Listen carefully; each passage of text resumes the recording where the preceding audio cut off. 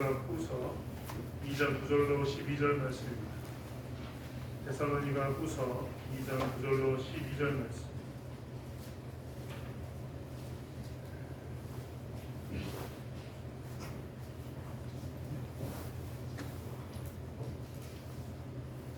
데살로니가 후서 2장 9절로 12절 말씀을 찾으셨으면 큰 목소리로 함께 합독하겠습니다. 악한 자의 나타남은 사단의 활동을 따라 모든 능력과 표적과 거짓 기적과 우리의 모든 소금으로 멸망하는 자들에게 있으리니 이는 그들이 진리의 사랑을 받지 아니하여 구원함을 받지 못합니다. 이러므로 하나님이 미혹의 역사를 그들에게 보내사 그것을 믿게 하시고 진리를 믿지 않고 우리를 좋아하는 모든 자들로 하여금 심판을 받게 하려 하심이라. 아멘. 문이 오는데 어떻게 오셨습니까? 오늘 차량 운행하는 집사님들이 걱정하시더라고요. 내려오는 길이 좀 경사가 지는데 어떻게 잘 내려갔을까 걱정하기도 하고, 차가 올라갔으면 좋겠는데 못 올라갔다가 걱정하고 하는 모습을 봤습니다. 그럼에도 불구하고 교회에 잘 나와주셔서 감사합니다. 하지만 항상 발밑을 조심하시고 넘어지지 않게 특별히 유의하셨으면 좋겠습니다. 시간의 마지막이 다가오거나 세상의 마지막이 다가올 때 사실 어려울 때마다 우리 가운데는 많은 사람들, 많은 주장이 나타나기 시작합니다. 특별히 어려운 시기에 혹세무민이라는 말들이 많이 우리 가운데 회자가 됩니다. 혹세무민이라는 무엇이냐면 세상을 유혹하고 백성을 속이는, 그것을 혹세무민이라고 이야기합니다.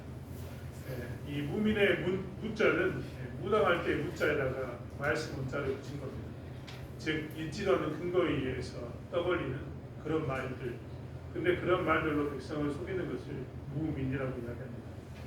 혹세무민이라는 것은 어려운 시기에 이렇게 사람을 속이고 유혹하는 것을 의미합니다. 그런데 이것이 평상시 같았으면 안 통했을 텐데, 좀 전에 말씀드린 것처럼 어려운 시기, 특별히 종말이 다가왔거나 혹은 정권의 말기가 찾아오거나 혹은 나라의 국군이 세어있을 때 혹세무민한 사람들이 굉장히 많이 나타납니다.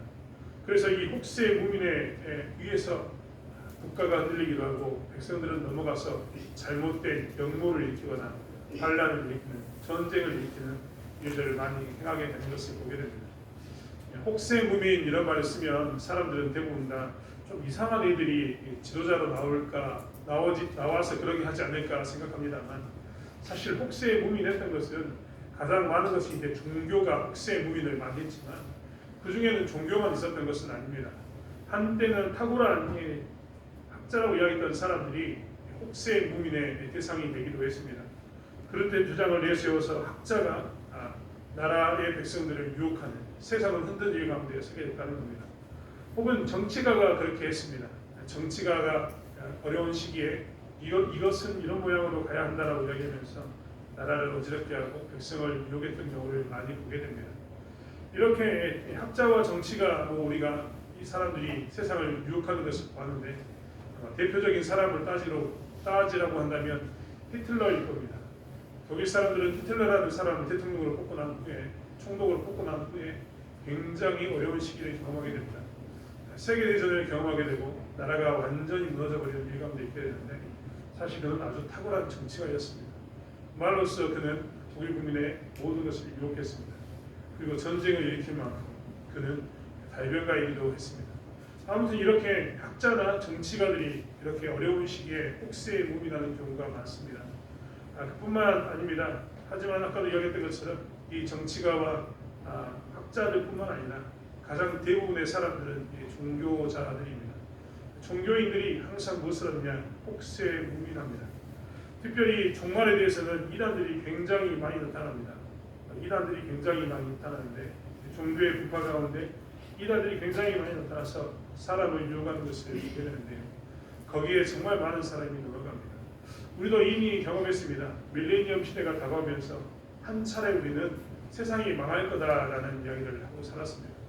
또 최근에는 마야 달력이라고 이야기하면서 저기 우리가 살고 있는 땅이 아니라 저 바다 건너 태평양에 마야인들이 살았는데 그들의 달력이 2020년까지 바뀌었다라는 이야기를 하면서 2020년이면 나라가 망할 거다라는 이야기, 세상이 망할 거라는 이야기를 우리는 한동안 하고 살았습니다.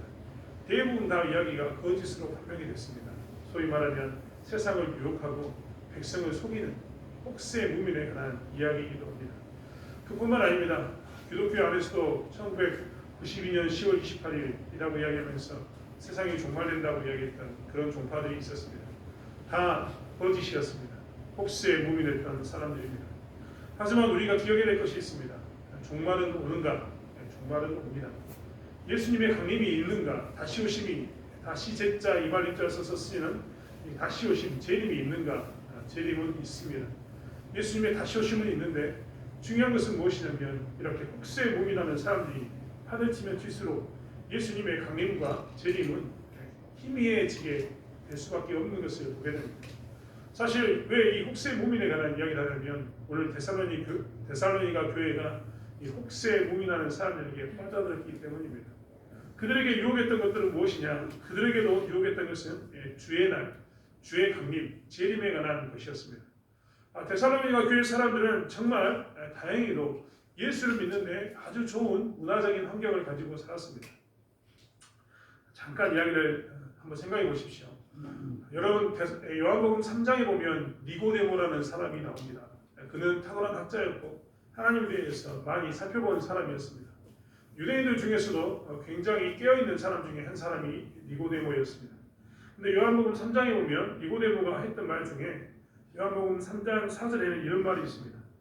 니고데모가 이르되 사람이 늙으면 어떻게 날 수가 있사옵나이까? 두 번째 모태에 들어갔다가 날 수 있사옵나이까? 라고 이야기합니다.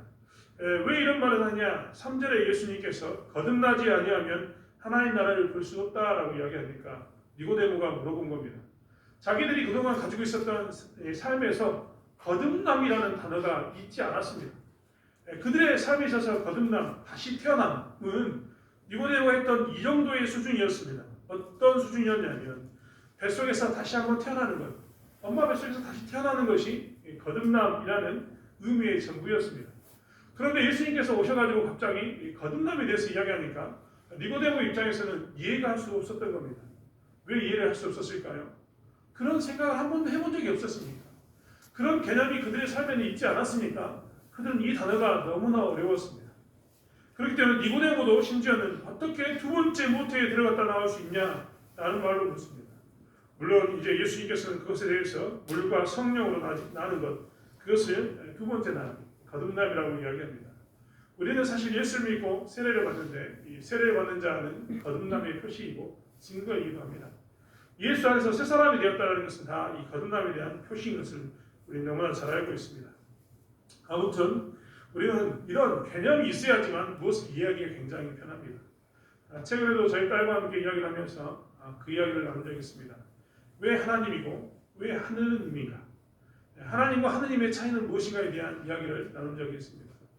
딸의 친구 중에 천주교에 다니는 친구가 있었는데 그 친구는 하느님을 섬긴다고 이야기하고 우리 딸은 하나님을 섬긴다고 이야기하니까 둘 사이에서 이야기가 있었던 모양입니다. 우리는 하느님을 섬기지 않습니다. 하나님을 섬깁니다. 사실 우리는 이 말을 할 때도 굉장히 조심스러워야 합니다. 사실 하나님의 이름이 하나님이었을까? 헷갈리지 마십시오. 끝까지 이야기 잘 들으셔야 됩니다. 사실 하나님이라는 이 하나님에 대한 이름은 호칭은 사실 정확하지 않습니다. 정확한 하나님의 이름은 여호와, 야훼라는 말입니다. 사실 이게 여호와로 읽어지는지 야훼로 읽어지는지 우리도 아무도 모릅니다. 왜냐하면 이스라엘 사람들이 여호와라는 글자는 가지고 있었는데 이 글자가 너무나 신성하다 보니까 어떻게 했냐면 한 번도 읽어본 적이 없습니다. 무슨 읽어본 적이 없어도 다 읽을 수 있는 거 아닙니까? 라고 이야기하는데 유대인들의 글자는요 히브리어는 자음이라는 것으로 표기합니다. 그러니까 앞에 있는 예를 들면 제 이름이 박진순인데 제 이름을 유대인식으로 표현하면 비읍, 지읒, 시옷만 표시해 놓습니다.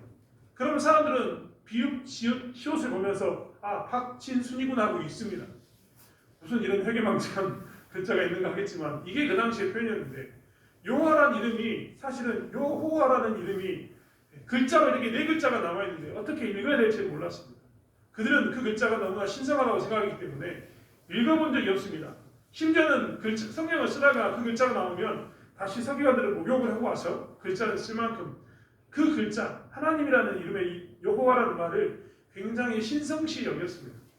이 글자를 읽을 수 없으니까 뭐라고 읽었냐면 그들은 돌려서 아도나이 이런 식으로 읽었습니다.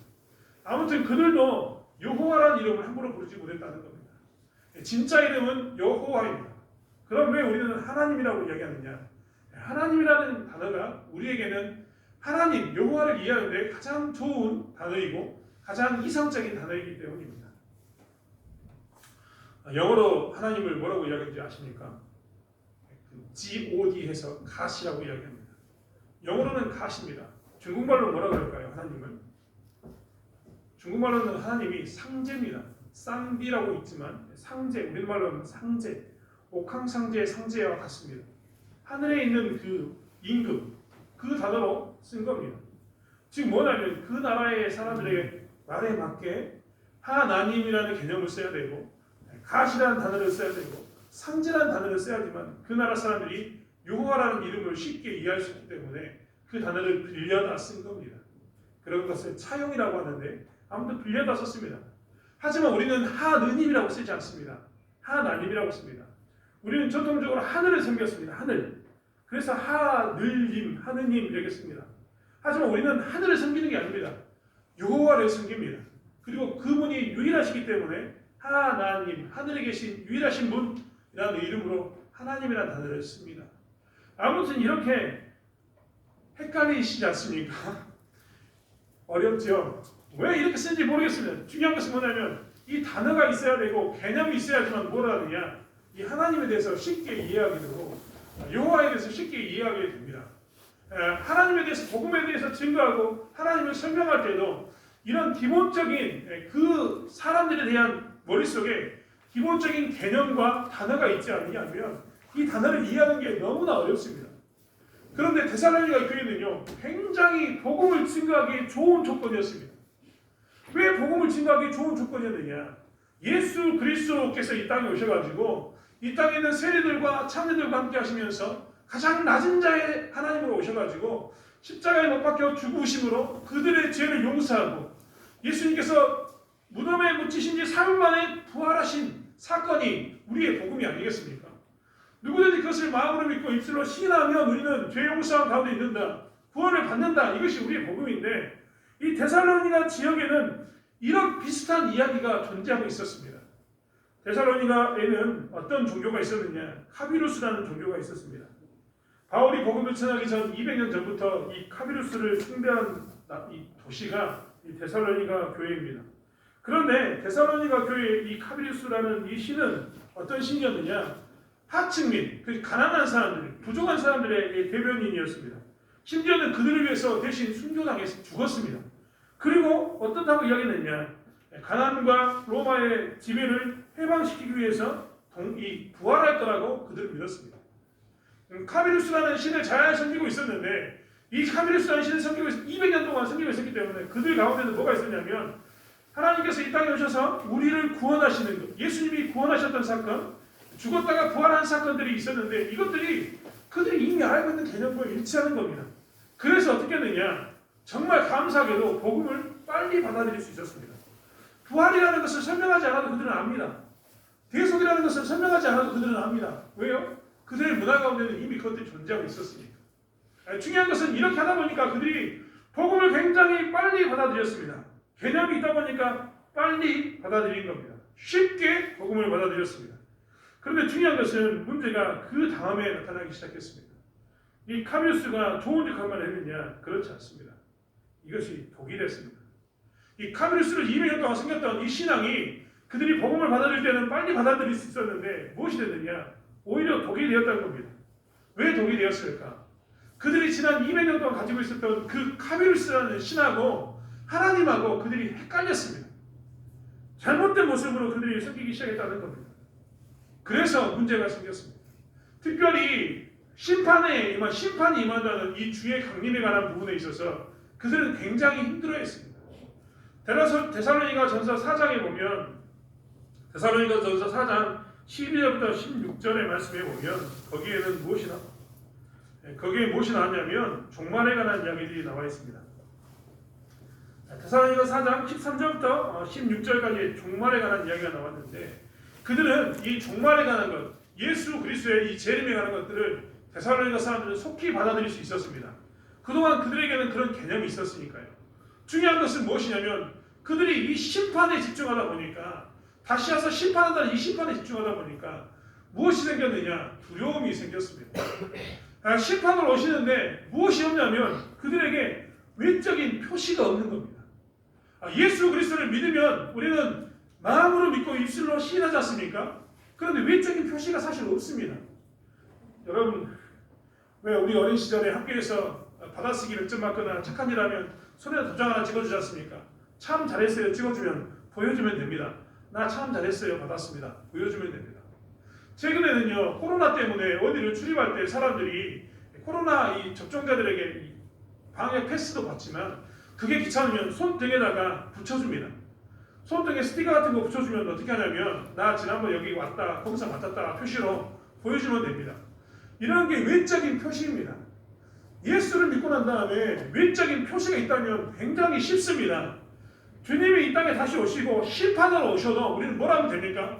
예수님 제 손에 참 잘했어요 표시가 있습니다. 예수님 제 손에 지금 무엇이냐면 하나님 믿는 사람이라는 표시가 있어서 이거 보시면 아시잖아요 라고 이야기할 수 있는데 데살로니가 교회 사람들이 보기에 이런 표시가 없는 겁니다. 예수 믿는 것은 마음으로 믿고 입술로 시인하는 이 믿음의 종교이기 때문에 이들 가운데는 이게 없는 겁니다. 그런데 이들의 삶 가운데는 뭐가 있었다고요? 200년 동안 믿었던 심판에 관한 강력한 무서운 이 저주가 그들에게 있었기 때문에 그들 가운데는 항상 이것이 두려웠습니다. 그리고 그들 가운데 드는 생각은 하나님이 곧 오시는데 종말이 있는데 그때 내가 구원받지 못하면 어떻게 할까? 내가 그때 구원받지 못하면 정말 큰 심판을 받게 될 텐데 나는 어떻게 살아야지? 하고 그들은 고민하게 되었습니다. 그리고 또 이 타이밍에 이들을 유혹한 자들이 또 나타났습니다. 종말에 관한 이야기 가운데 있었던 그들을 유혹하는 사람들이 나타났다는 겁니다. 사실 사도 바울은 이것에 대해서 오늘 본문을 통해서 이야기하고 있습니다. 데살로니가 후서는 이 이야기를 이야기하고 있습니다. 사도 바울은 데살로니가 교회에게 이야기합니다. 그때 2장 1절에 오면 사실 우리가 다 읽지는 않았지만 2장 1절의 말씀에 보면 이렇게 나왔습니다. 형제들아 우리가 너희에게 구하는 것은 우리 주 예수 그리스도의 강림하심과 우리가 그 앞에 모임에 관하여 영으로나 혹은 또는 말로나 또는 우리에게 받았다 하는 편지로나 주의 날이 이르렀다고 해서 쉽게 마음이 흔들리거나 두려워하거나 하지 말아야 한다는 것이라.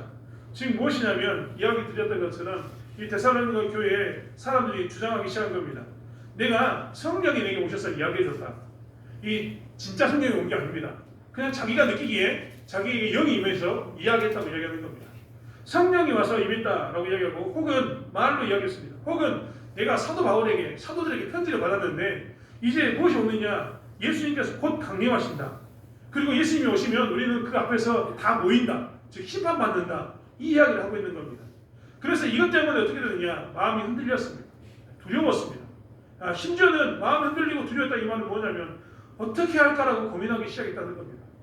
이때 보면 3절에 보면 이렇게 나왔습니다. 누가 어떻게 하여도 너희가 미혹되지 말라. 뭐라고 하냐면 미혹되지 말라고 표현합니다. 이때 이 사람들이 이것을 하면서 뭘 했다고요? 구주의 강림과 심판을 이용해서 이 사람들이 유혹해서 하나님을 떠나게 하니까 사도 바울이 뭐라고 얘기했냐면 너희들이 미혹받지 말아라 라고 이야기합니다. 그리고 그 뒤에는 먼저 배교하는 일이 있고 저 불법의 사람 곧 멸망의 아들이 나타나기 전에는 그날이 이르지 아니하리라 라고 표현하고 있습니다. 이 말은 무엇이냐면요, 하나님이 우리에게 종말의 날짜에 대해서는 때와 시에 대해서는 허락하지 않으셨습니다. 사실 예수 그리스도께서는요 때와 시에 대해서 알고 계셨을 겁니다. 그런데 때와 시에 대해서는 아버지의 일이다라고 그가 뭐라고 이야기하냐면 아버지만 아신다라고 표현했습니다. 왜냐하면 우리에게는 때와 시 정말 언제 주님이 오시는가 언제 마지막인가 이것이 중요한 게 아니기 때문입니다.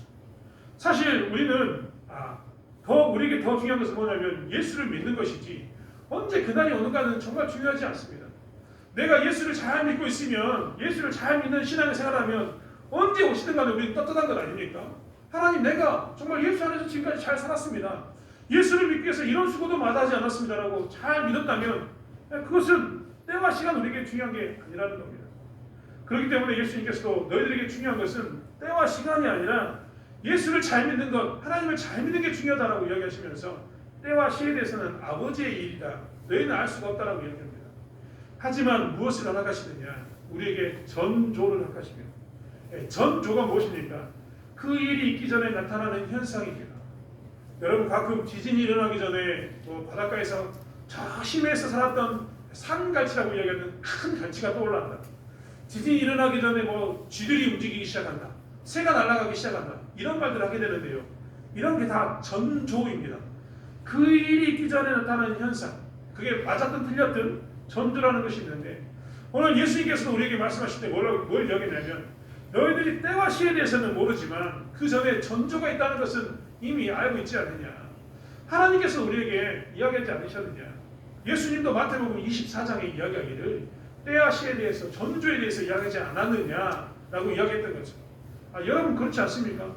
여름이 지나면 가을이 옵니다. 가을이 오면 수확을 합니다. 그 다음에 겨울이 옵니다. 우리는 너무나 잘 알고 있습니다.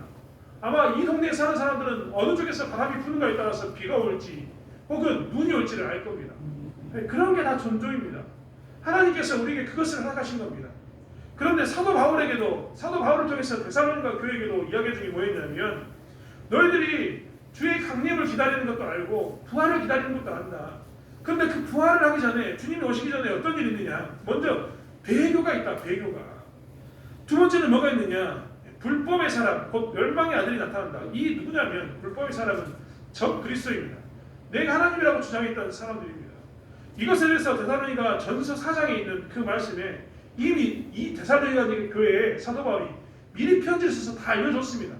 그런 일이 있을 거다라고 이야기했다는 겁니다. 그런데 내가 그렇게 이야기했음에도 불구하고 배교하는 일이 있고 불법의 사람이 와서 적 그리스도가 와서 내가 하나님이라고 주장하는 그 사건이 있어야지만 성전에 앉아서 내가 하나님이라고 이야기하는 그것이 있어야 하지만 있었을 때 그때 마지막이 오는데 아직 너희들이 그것이 나타나기도 전에도 나타나지 않았는데 두려워하는 것은 무엇이냐. 하나님을 떠난 것은 무엇이냐라고 사도 바울이 묻고 있는 겁니다. 미혹당할 이유가 없다는 겁니다. 아직 전조가 나타나지 않았으니까 주의 강림에 대해서 너희들은 두려워할 필요가 없다라고 이야기하고 있습니다. 그리고 무엇을 이야기하냐면 너희들이 기억해야 될 것이 있다. 7절의 말씀은 불법의 비밀이 이미 활동하였으나 지금은 그것을 막는 자가 있다라고 이야기합니다. 즉 뭐냐면 적 그리스도가 이미 움직였지만 그런 일이 이미 나타나기 시작했지만 하나님께서는 아직 모든 전조를 보여주지 않으면서 그것을 막고 있어서 너희들께는 아직 그 일이 있지 않을 거다라고 선포해 주신 겁니다. 하지만 그럼에도 불구하고 사람들은 어떻게 하느냐. 쫓아갑니다. 따라갑니다. 무엇을 따라가냐면 자기들이 가지고 있었던 그 자기들만의 신앙. 이것은 예수 안에서의 신앙이 아닙니다. 데살로니가 지역에 있는 그 카미루스라는 신을 섬겼던 자기들의 신앙과 혼합되어 버리니까 나타나는 신앙. 잘못된 신앙 가운데서 그들은 무엇을 하느냐. 여전히 주의 강림이 두려웠습니다.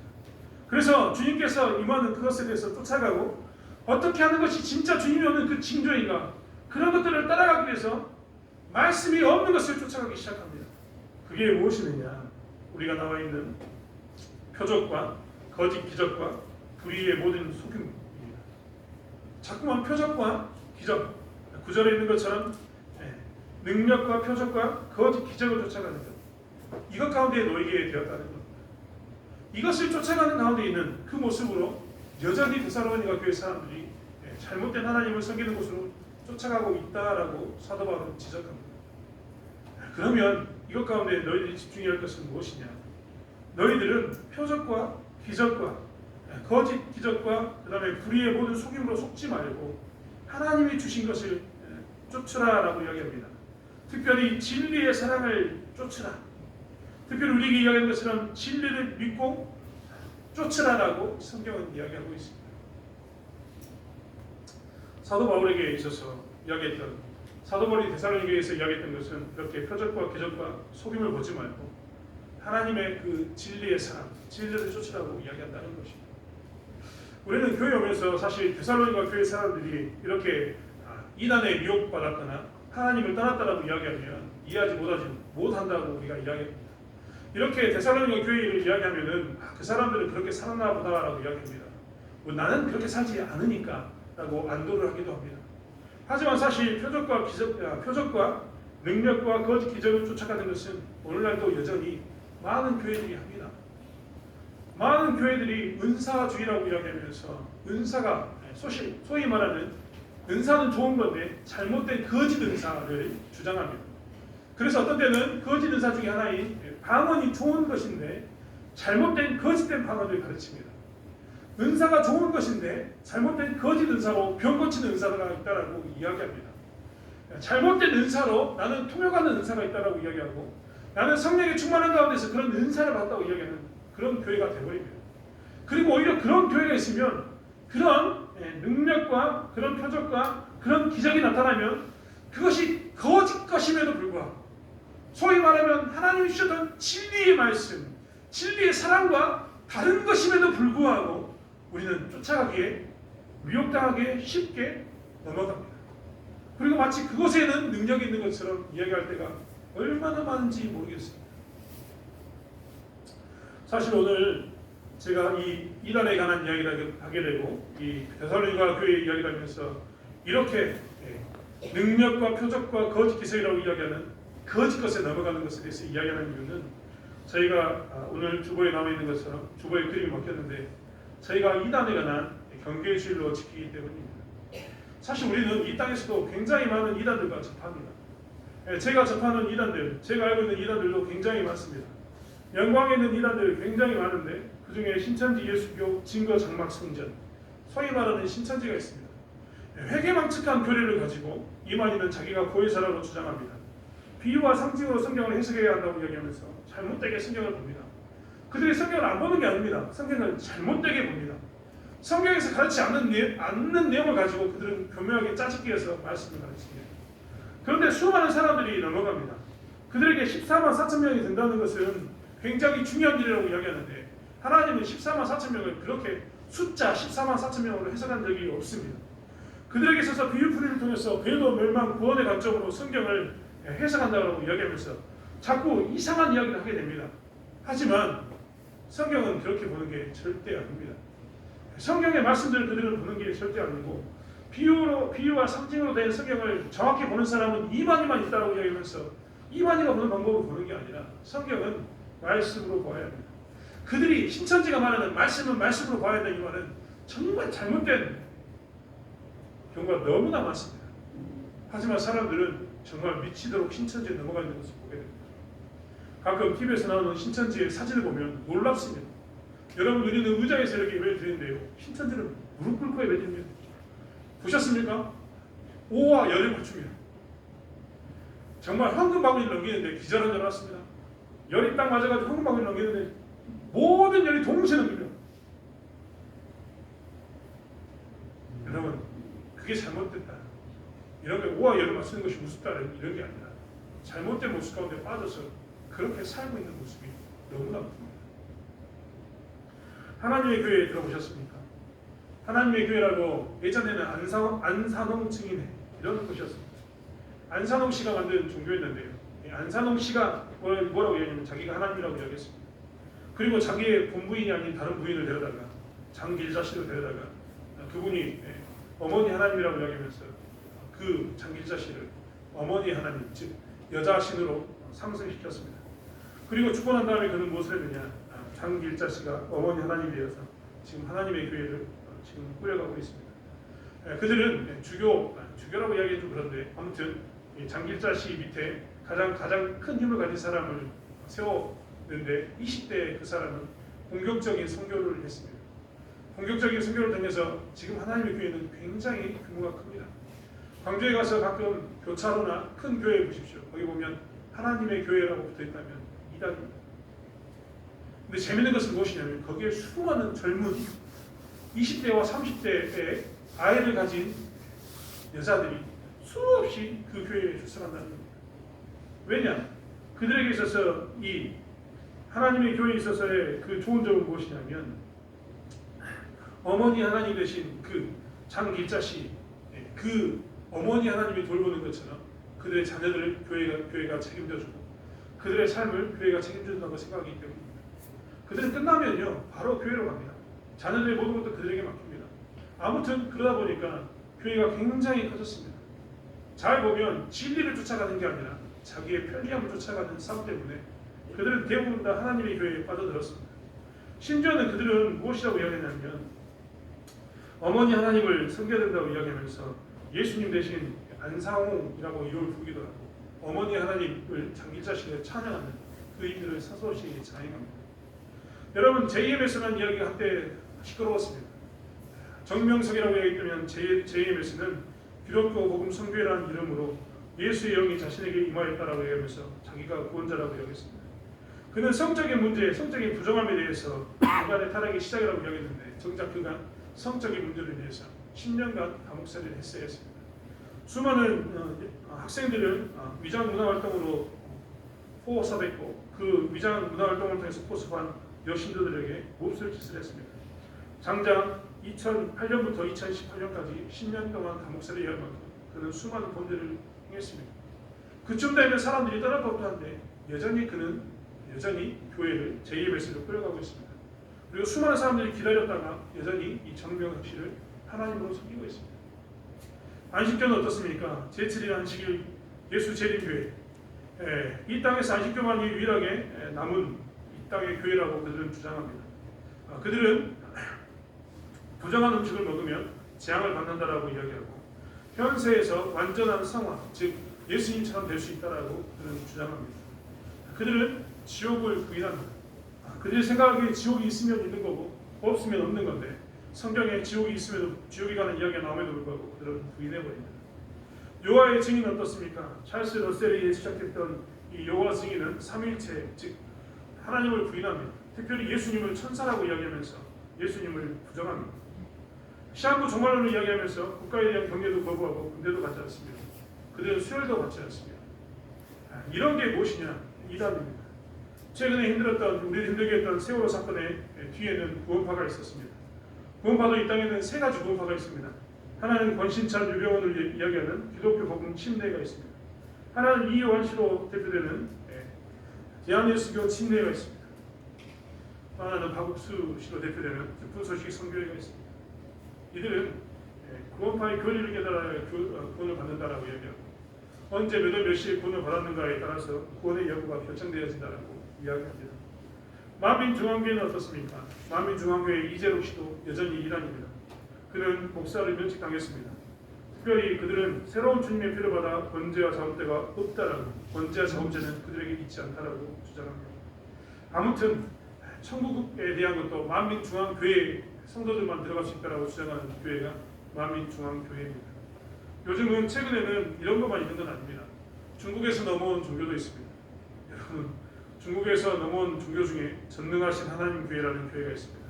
소위 말하는 동방번개라는 교회가 있는데 여기도 여 그리스도 교주가 여자입니다. 심지어는 성경에 대한 영감절도 부인하고 성경을 낡은 것으로 인정하면서 성경을 부인해버립니다.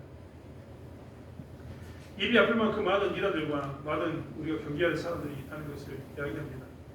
이 시대는 굉장히 어려운 시대가 되어서 이런 조금만 잘못하면 미혹당하는 시대가 되었습니다. 우리나라에는 유난히 하나님이 많습니다. 유난히 우리나라에 구원자가 많습니다. 200명이 넘는 하나님과 구원자가 있는 나라, 그 나라가 우리나라입니다. 자그맣게 따지는 종교부터 시작해서 큰 종교까지 굉장히 많은 종교들이 분포하고 있는 것이 우리나라입니다. 우리나라도 데살로니가 교회 못지않게 교회 이 나라의 문화와 풍습 때문에 이단에 쉽게 넘어가는 모습 가운데 있는 것이 우리나라의 모습입니다. 특별히 신천지가 부흥을 했는데 신천지가 가장 많이 부흥한 지역이 어디냐? 전라남도 지역입니다. 전라남도 지역은 왜 이렇게 신천지가 부흥했는가? 전라남도 지역이 원래 종교적인 지역입니다. 전국에 있는 기독교 신자들을 파악해 보면 퍼센티지가 나오는데 전라도를 제외한 모든 전국은 20%에서 묶습니다. 전라도는 30%가 넘습니다. 왜냐하면 전라도가 전통적으로 하나님을 잘 믿는 민족이었고 잘 종교적인 그런 마인드가 문화가 있었던 곳이기 때문입니다. 그런데 이 전라도에 누가 제일 많이 득세했느냐? 신천지가 가장 많이 득세했습니다. 오직했으면 전라도에 있는 신천지에 있는 베드로 집화는 다른 지역으로 지원을 나간다고 합니다. 베드로 지파에 수많은 청년들과 이단에 빠져든 수많은 사람들이 있어서 다른 지역으로 이 신천지를 증거하기 위해서 포교하기 위해서 지원 나가는 그 지역이 되어버렸습니다. 우리 또한 깨어있지 않으면 이 미혹 가운데 넘어가는 것을 보게 됩니다. 데살로니가 교회는요, 아까도 말씀드렸던 것처럼 이 카비루스라는 이 족파 때문에 하나님을 잘 받아들였는데 그들이 혼합 때문에 인해서 그들이 하나님을 떠나버리는 일 가운데 있었습니다. 잘못된 모습 가운데 놓여있는 상황 가운데 놓여지게 되었다는 겁니다. 우리 또한 마찬가지입니다. 특별히 이 지역에 살고 있는 정말 하나님을 잘 섬기는 지역에 살고 있었던 우리들은 좀 더 책임감을 가지고 이 이단에 대해서 경계하고 깨어있어야 될 것을 보게 됩니다. 여러분, 만약에 내가 돈을 흘렸는데 누가 내 돈 흘린 것에 대해서 이야기해 주지 않으면 제가 돈을 찾을 수 있을까요? 가끔 그런 이야기합니다. 제가 옷을 입었는데 단추 하나가 풀어졌습니다. 혹은 지퍼가 내려가 있습니다. 저한테 이야기해 주는 게 좋을까요? 이야기해 주지 않는 게 좋을까요? 다양한 상황이 있겠지만 기본적으로 이야기해 줘야 된다고 저는 생각합니다. 왜냐하면 이야기해 주지 않으면 영원히 제가 수치를 당할 것이기 때문입니다. 좀 더 이야기를 크게 이야기해서 돈 이야기를 제가 좀 전에 이야기했는데 제가 10억이 든 가방을 들고 있는 것을 여러분이 보았습니다. 그런데 10억이 든 가방을 제가 차 위에 놓고 그냥 내리려고 합니다. 여러분, 이야기해 줘야 될까요? 말아야 될까요? 사실 우리는 항상 이런 것 가운데 놓이게 삽니다. 우리는 사실 이단에 대한 대처 가운데 내가 이단을 믿지 않았기 때문에 라는 소극적인 대처, 혹은 내 자녀들은 괜찮다라고 이야기하는 소극적인 대처 가운데 있습니다. 그들의 문제는 그들의 문제라고 이야기하면서 적극적으로 대처해 주지 않습니다. 그저 우리가 이단에 빠지지 않으면 괜찮다라고 생각합니다. 하지만 사실 이단에 관한 문제는 적극적인 대처가 필요합니다. 그것이 잘못되었다면 잘못되었다고 외쳐주는 그 사람이 필요한 겁니다. 일전에 한번 말씀드린 것처럼 저희 집에 불이 났는데 저희 아이들이 집안에서 놀고 있습니다. 놀고 있는 그들에게 여러분이 해주셔야 할 가장 큰 선은 무엇이냐? 불이다라고 외쳐주는 겁니다. 내 아들이 불에 다 죽어가고 있음에도 불구하고 여러분이 그들에게 아무것도 해주지 않고 불났네 하고 지나간다면 여러분, 어떻게 보면 여러분이 불을 내는 것은 아니지만 여러분이 한 생명을 죽이는 사건, 저에게 있어서 가장 큰 아픔의 사건을 줬기 때문입니다. 사실 이 땅에 대해서도 마찬가지입니다. 사도 바울은 오늘 본문을 통해서 계속해서 호소합니다. 데살로니가의 그의 사람들아라고 호소합니다. 간절히 부탁하고 소리 지르면서 외칩니다. 너희들이 지금 이단으로부터 떠날 것을 외치고 있다는 겁니다. 잘못된 길에서 돌아올 것을 외치고 있다는 겁니다. 저희 또한 마찬가지입니다. 진리를 아는 자들이라면 우리가 해야 할 것은 무엇이냐? 외치는 자의 역할을 감당하는 겁니다. 호소하는 자의 역할을 감당하는 것입니다. 제발 그것에서 돌아오라고 외치고 우리에게 있어서 진리가 이것이다라고 외치는 그것이 우리에게 필요하다는 것입니다. 사랑하는 성도 여러분, 우리는 구원의 기쁨을 늘 이야기하고 삽니다. 올해도 여전히 제가 구원의 기쁨을 계속해서 강조하고 십자가의 사건을 하루도 빼놓지 않고 설교 시간에 이야기를 하고 있습니다. 이야기를 하는 것은 그것이 그만큼 중요하기 때문입니다.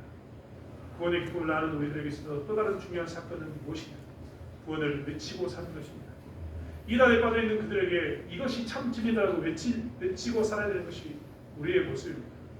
이단에 빠지지 않는 세상에도 이것이 진리라고 외치고 살아야 되는 것이 우리의 모습입니다. 그래야지만 그들도 기독교가 말하는 진리가 무엇인지, 예수를 믿는 것이 무엇인지, 하나님의 십자가에 주신 사건이 무엇인지를 정확히 알므로 이단의 유혹에 넘어가지 않기 때문입니다. 다시 한번 우리가 진리의 믿음 가운데 서는 저와 여러분이 되길 원합니다. 진리를 외치는 자, 진리의 사랑 가운데 있는 저와 여러분이 되길 원합니다. 그래서 세상에 정말 이단이 불변 이 세상에 복음의 기치를 정확히 증거하고 이것이 참 진리임을 선포하는 삶을 살아가는 저와 저희 교회가 되길 원합니다. 기도하겠습니다. 하나님, 저희의 삶 가운데는 예수 그리스도가 있습니다. 저희의 중심 가운데는 예수 그리스도가 있습니다. 십자가의 사랑이 있습니다. 그것이 우리에게 복음이고 기쁜 소식입니다. 변할 수 없는 기쁜 예수 그리스도, 그 예수 그리스도를 믿는 믿음이 우리를 이렇게 살게 하고 있습니다. 아버지 하나님, 이렇게 살고 있는 저희들이 세상에 외치길 원합니다. 무엇이 진리인지를 외치길 원합니다. 그들에게 이것이 진짜임을 외치는, 진리의 사랑을 외치는 저희들이 될 수 있도록 붙잡아주시길 원합니다. 세상이 능력과 표적과 거짓 기적을 쫓아갈 때 우리는 말씀을 붙들고 이것이 진리다고 선포하는 저희들 될 수 있도록 저희를 사용하여 주시옵소서. 눈앞에 능력과 표적과 거짓 기적이 나타나지 않아도 말씀 가운데 만족하며 자족하며 말씀을 쫓아가는 저희의 삶을 살 수 있도록 저희를 지켜주시길 원합니다. 감사드리며 예수님의 이름으로 기도드렸습니다. 아멘.